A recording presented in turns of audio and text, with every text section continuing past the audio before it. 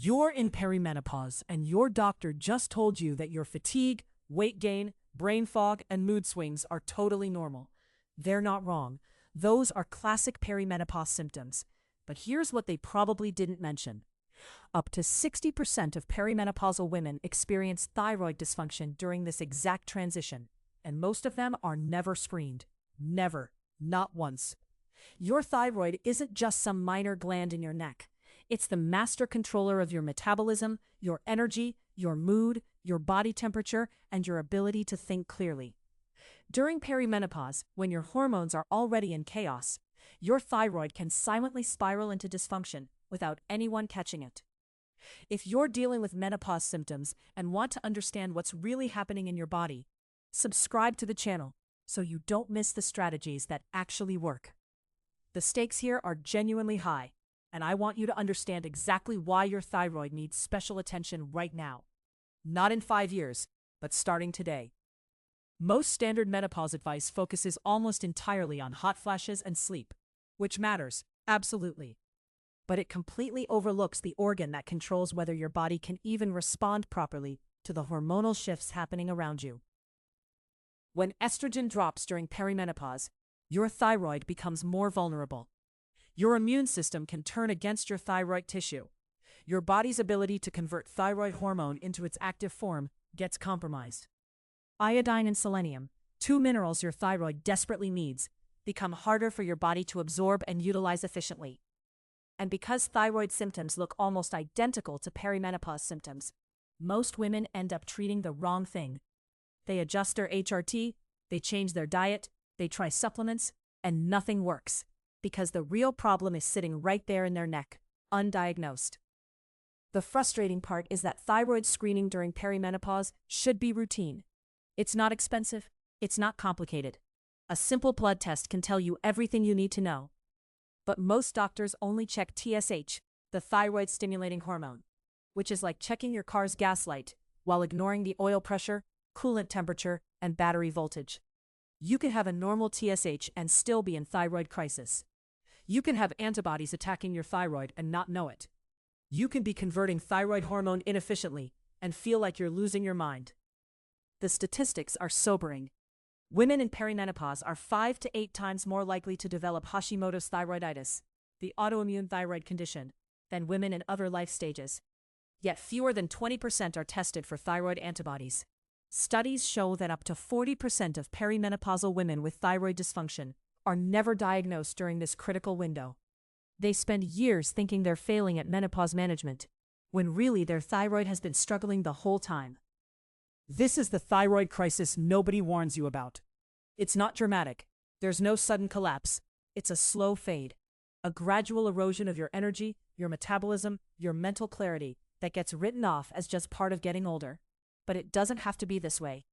Your thyroid can be protected, supported, and optimized specifically for this transition. The difference between a woman who catches thyroid dysfunction early in perimenopause and one who doesn't discover it for years is literally the difference between thriving through this transition and white-knuckling through it.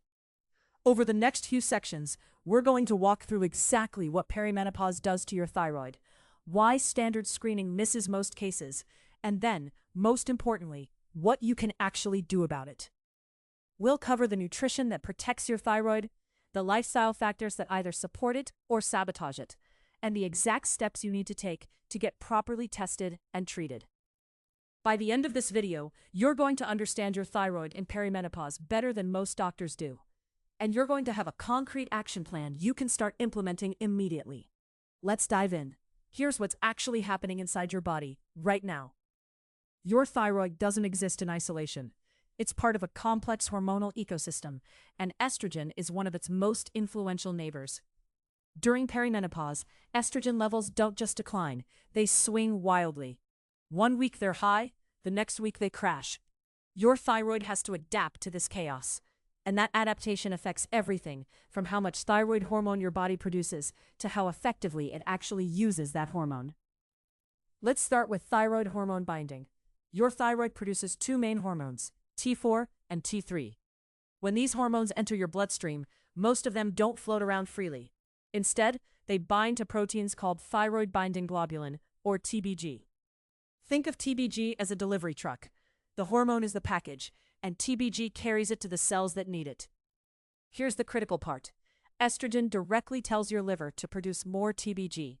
When estrogen is high, you have more delivery trucks. When estrogen crashes, you have fewer. This means the same amount of thyroid hormone in your blood can suddenly be distributed differently throughout your body.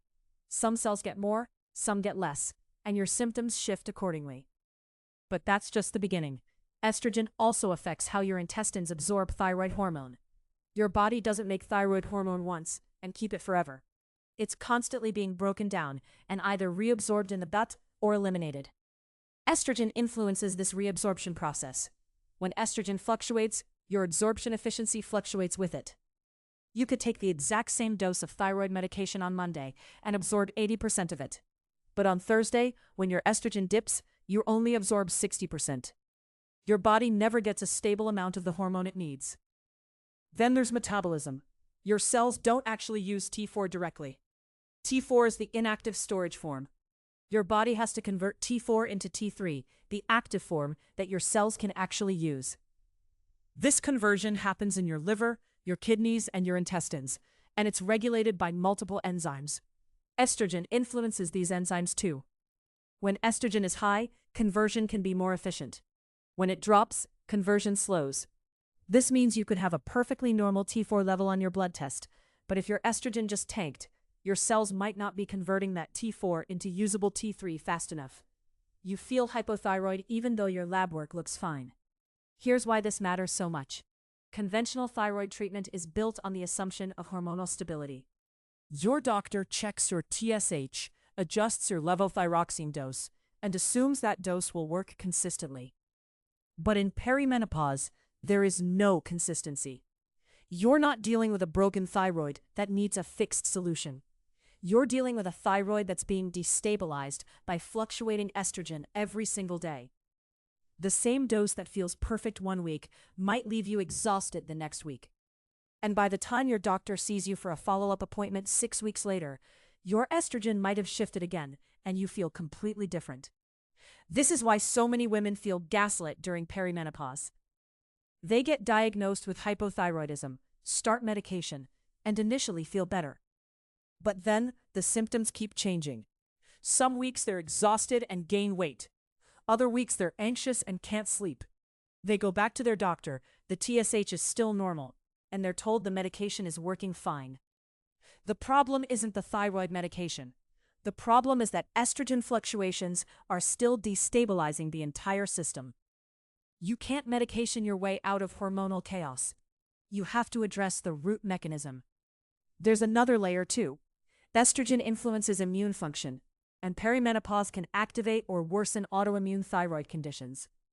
If you have Hashimoto's thyroiditis, the autoimmune component can actually get worse during perimenopause, independent of your estrogen levels affecting hormone binding and metabolism. So you might be dealing with two separate problems at once: hormonal destabilization and immune activation.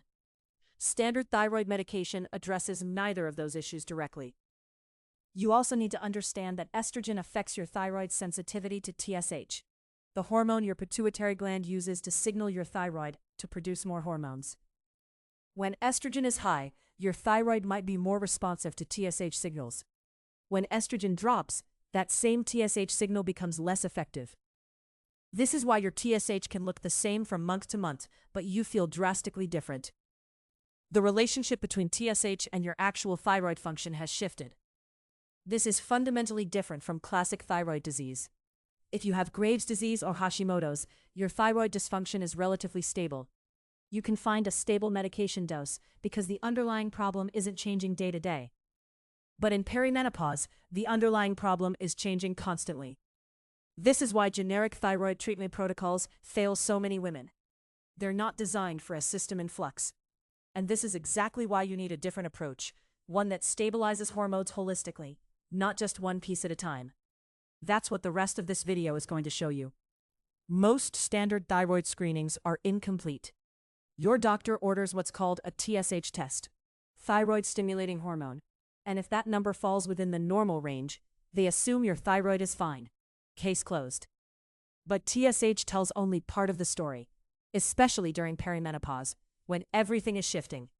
What you actually need are 4 critical markers: TSH, free T3, free T4, and thyroid antibodies. Free T3 and free T4 measure the actual thyroid hormones circulating in your blood, the ones your cells can actually use. TSH just measures what your pituitary gland is telling your thyroid to do. You can have a normal TSH while your free T3 is dangerously low, leaving you exhausted, brain-fogged, and gaining weight for no reason. And thyroid antibodies? Those reveal whether your immune system is attacking your thyroid itself. Autoimmune thyroiditis is incredibly common in perimenopause, but most doctors never test for it unless you specifically ask. This is the screening gap. A doctor running only TSH might tell you your thyroid is normal when it actually isn't. This is especially dangerous during perimenopause because thyroid dysfunction and perimenopause symptoms look nearly identical. Brain fog, fatigue, weight gain, irregular periods, anxiety, night sweats. These show up in both conditions. So a woman comes in feeling absolutely terrible. Her TSH comes back normal, and her doctor attributes everything to perimenopause. This is just what happens, they say. You'll get through it. Meanwhile, her thyroid function is actually deteriorating, and because nobody caught it early, the problem compounds month after month. Months turn into years. She's suffering needlessly because of an incomplete test. The overlap is real and dangerous. Perimenopause does stress your thyroid. The hormone fluctuations demand more of your thyroid function. But if your thyroid was already vulnerable, already autoimmune, or already on the edge of dysfunction, perimenopause can push it over. And because both conditions create similar symptoms, they mask each other perfectly. A woman might spend 2 years thinking her problem is perimenopause, when it's actually her thyroid. Or she might get thyroid treatment that helps somewhat, but because nobody addressed the underlying perimenopause hormone shifts, she still feels bad. The solution is simple but requires you to be proactive. You need to ask for the complete panel. When you see your doctor, whether that's your OB/GYN, your primary care physician, or ideally a functional medicine doctor, you ask for TSH, free T3, free T4, and TPO antibodies. That last one, TPO antibodies, is the marker that reveals autoimmune thyroid disease. Some doctors hesitate to order these additional tests because they're slightly more expensive than TSH alone, or because they're not part of the standard screening protocol. But the cost of missing this is far higher, in lost quality of life, in years of suffering, in treatments that don't work because they're treating the wrong problem. You have the right to request these tests. You have the right to know what's actually happening in your body. And honestly, most insurance plans will cover the expanded panel if your doctor writes that you're in perimenopause and experiencing thyroid symptoms. The screening gap exists partly because medicine still compartmentalizes. Your OB/GYN manages perimenopause. Your primary care doctor manages thyroid. But they're not talking to each other, and they're not considering how these two systems interact during this critical transition. You have to be the one who connects those dots. This is why understanding what tests actually matter and insisting on getting them is your first real line of defense. Once you know your actual numbers, you can make informed decisions about what comes next. Now that you understand what your doctor might be missing, let's talk about what you can actually control. Because here's the truth. Your thyroid doesn't exist in a vacuum. It's a metabolic machine that runs on specific fuel, and perimenopause changes how your body absorbs and uses that fuel. The 4 micronutrients your thyroid absolutely cannot function without are selenium, zinc, iron, and iodine. Each one plays a distinct role, and during the hormonal chaos of perimenopause, the usual recommended amounts might not be enough anymore. Let's start with selenium. This mineral is a critical component of thyroid peroxidase, the enzyme that literally produces your thyroid hormones. Without adequate selenium, your thyroid can't do its job efficiently, and that's doubly true when estrogen is fluctuating wildly. One of the richest sources is Brazil nuts. Just 2 or 3 per day gives you what you need. But here's where perimenopause changes the game. Your stomach acid is often lower during this transition, which means you're absorbing less of everything, even from nutrient-dense foods. So relying on occasional Brazil nuts might not cut it anymore. Zinc is equally essential. It regulates your immune response, And since perimenopause often ramps up autoimmune thyroid activity, zinc becomes even more critical. You find it in pumpkin seeds, oysters, beef, and chickpeas. A small handful of pumpkin seeds gives you meaningful zinc. But again, your gut lining is changing during perimenopause. Inflammation increases, absorption decreases. If this is clicking for you, drop a like, because what we're uncovering here is that standard nutrition advice wasn't written for this specific life stage. Then there's iron. Most people think about iron only in the context of anemia, but thyroid peroxidase needs iron too. And here's the cruel twist. Perimenopause often means heavier or more unpredictable periods, which means more iron loss. Your iron needs might actually increase, while your absorption is compromised. Iron from animal sources, red meat, sardines, dark poultry, is absorbed much more efficiently than plant-based iron, and that matters more now than ever before. Iodine is perhaps the most foundational. Your thyroid literally cannot produce thyroid hormone without iodine. It's the raw ingredient. But iodine is tricky because too little is obviously harmful, but too much can actually trigger or worsen autoimmune thyroid disease. The standard recommendation is 150 micrograms per day. But during perimenopause, when your immune system is already inflamed, you need to be more careful. Sea vegetables like nori contain iodine, as do fish and dairy, but the amount is highly variable depending on soil iodine content where the food was grown. Here's what makes perimenopause nutrition different from standard thyroid health advice. Your stomach acid is declining, which means you're extracting fewer minerals from your food, even when you're eating the right foods. Your intestinal lining is often inflamed from hormonal shifts, which impairs absorption. Your nutrient stores might be depleted from years of heavy periods or restrictive dieting. And your immune system is in a heightened state that can interfere with how your body utilizes these minerals once they're absorbed. This is why a perimenopause-specific nutrition strategy looks different than just eating more salmon and spinach. You might need to think about supplementation timing, form, and dosage in a way that someone in their 30s wouldn't. Chelated minerals, minerals bound to amino acids, are absorbed significantly better than their basic forms, especially when your stomach acid and intestinal health are compromised. Taking minerals with food can enhance absorption, but the type of food matters. Vitamin C enhances iron absorption, so pairing your iron-rich foods or supplements with citrus or bell peppers actually works. Conversely, taking iron with calcium or caffeine blocks absorption, so timing matters. The practical reality is this. Start with your food. Eat 2 or 3 Brazil nuts daily for selenium. Include a quarter cup of pumpkin seeds in your breakfast or snacks for zinc. Eat fish 2 to 3 times per week for iodine and selenium both. Include red meat or dark poultry at least twice a week for iron. Eat leafy greens, but understand they're not your primary iron source anymore. They're supporting minerals. These whole foods are your foundation, and they matter. But foundation alone might not be enough during perimenopause. A quality multivitamin designed for this life stage, or targeted supplementation of these 4 specific nutrients, often becomes necessary. The key is working with a practitioner who understands that the nutrition game has changed. Standard recommended daily allowances were created for stable hormonal environments. You don't have that right now. Your body is asking for more support during this transition. What you're doing by addressing these 4 nutrients isn't just protecting your thyroid for today. You're building metabolic resilience. You're giving your body the exact resources it needs to stabilize your hormones and prevent long-term thyroid dysfunction that could extend well beyond perimenopause. This is preventive medicine that you control, and that's genuinely powerful. But nutrition is only half the equation. What you do with your body, how you manage stress, and how you sleep are equally powerful levers.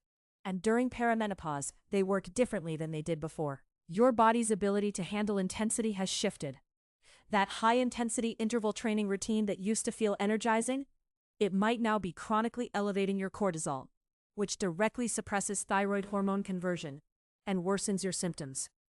This isn't weakness. This is biochemistry. When cortisol stays elevated, your body diverts resources away from thyroid hormone activation and towards survival mode. Your adrenal glands and your thyroid are in constant conversation through the hypothalamic pituitary axis, and during perimenopause, that dialogue becomes more fragile. The same stress that you handled at 35 now has metabolic consequences at 45. This is why you need to audit your movement intensity first. Instead of asking how hard you can push, start asking what your body actually needs.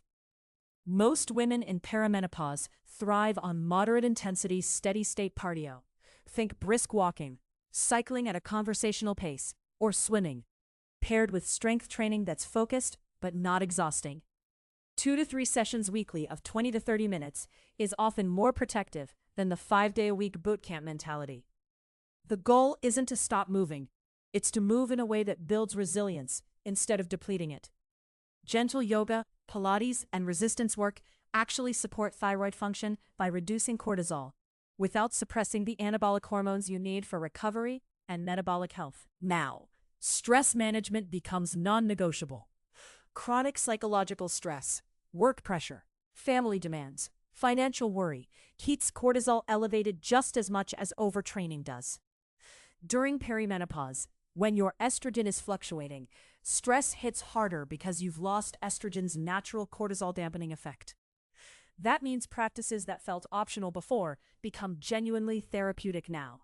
Meditation, even 10 minutes daily, measurably reduces cortisol and improves thyroid hormone conversion. Breathing work, specifically extending your exhale longer than your inhale, activates your parasympathetic nervous system and signals safety to your body. Time in nature, journaling, and genuine rest aren't luxuries, they're medicine. But here's what most women miss. Sleep architecture matters more than sleep duration alone. You can sleep 8 hours and still have fragmented REM and deep sleep that leaves your thyroid depleted. During perimenopause, night sweats and hormonal fluctuations disrupt sleep quality, which directly impairs thyroid hormone metabolism. Your body converts T4 to active T3 thyroid hormone primarily during deep sleep. When sleep is shallow or interrupted, that conversion fails. This cascades into fatigue, temperature dysregulation, and worsening perimenopause symptoms. Start by protecting your sleep environment. Keep your bedroom cool, around 65 degrees, because that temperature promotes deep sleep and reduces night sweats. Blackout curtains eliminate light that suppresses melatonin. A consistent bedtime routine signals your nervous system that it's safe to shift into parasympathetic mode. Avoid screens 1 hour before bed, because blue light delays melatonin release. If night sweats wake you, keep moisture-wicking bedding nearby so you're not sitting in sweat, which further disrupts sleep continuity. Some women find that a light magnesium supplement taken 2 hours before bed improves sleep quality without dependency. Magnesium also supports thyroid function directly, so it's a targeted intervention. The stress-sleep thyroid loop during perimenopause is bidirectional. Poor sleep increases cortisol, which impairs thyroid conversion.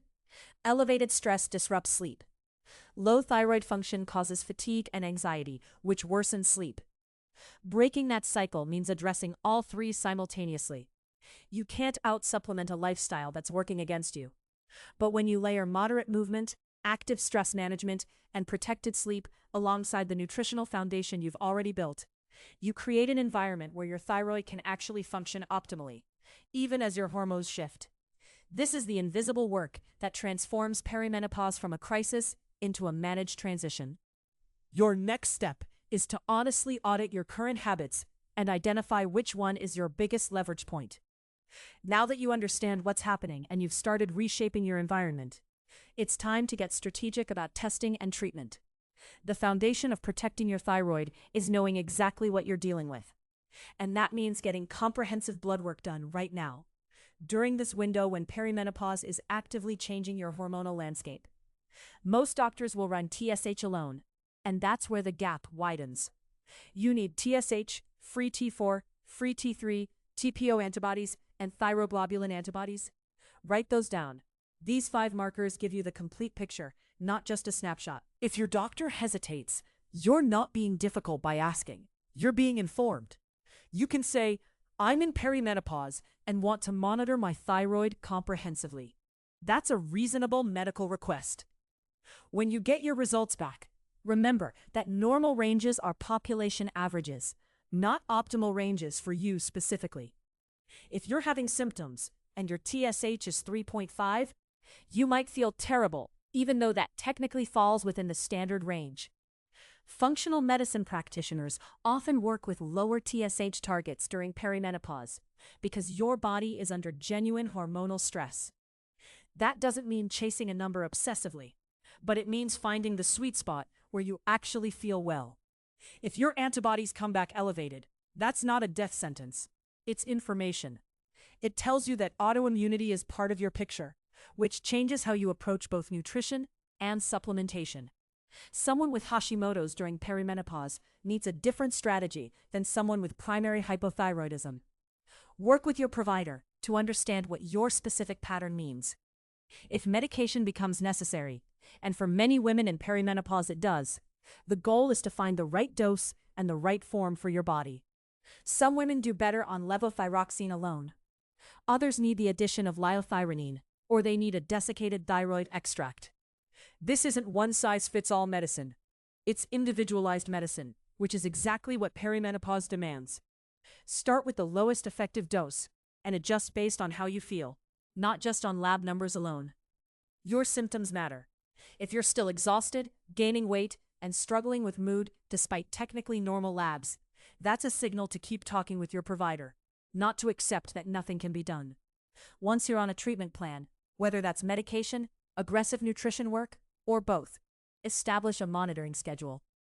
For women in active perimenopause, checking labs every 6 to 8 weeks makes sense at first, because things are shifting rapidly. Once you stabilize, you can move to every 6 months or annually, depending on your provider's recommendation. Keep a simple log of how you feel, your energy levels, your mood, and any changes. This becomes your feedback system. Over months, you'll see whether your current approach is actually working. The real power here is that you're not passive anymore. You're not waiting to see if perimenopause destroys your thyroid. You're actively protecting it. You're getting tested intelligently. You're treating based on your individual needs, not a generic protocol. You're monitoring consistently. You're building a partnership with a provider who understands that thyroid health during perimenopause isn't about chasing a single lab value. It's about supporting your whole system through a profound transition. This framework prevents years of unnecessary suffering. It prevents the slow creep of fatigue and weight gain and mood struggles that so many women accept as just part of menopause. They're not. They're preventable. They're manageable. And now you have the knowledge to do it. If this video has resonated with you, or given you even one clear action to take, please subscribe so you never miss the next one. And if it's helped you understand your own thyroid journey a little better, I'd genuinely love for you to like it. More importantly, I want to hear from you. As you move through perimenopause, what's been your biggest thyroid-related concern? And what's one thing from this video you're most ready to try first? Leave that in the comments. I read every single one. And hearing your story helps me create content that actually matters. Thank you for being here. And here's to protecting the quiet power of your thyroid through this beautiful, demanding season of change.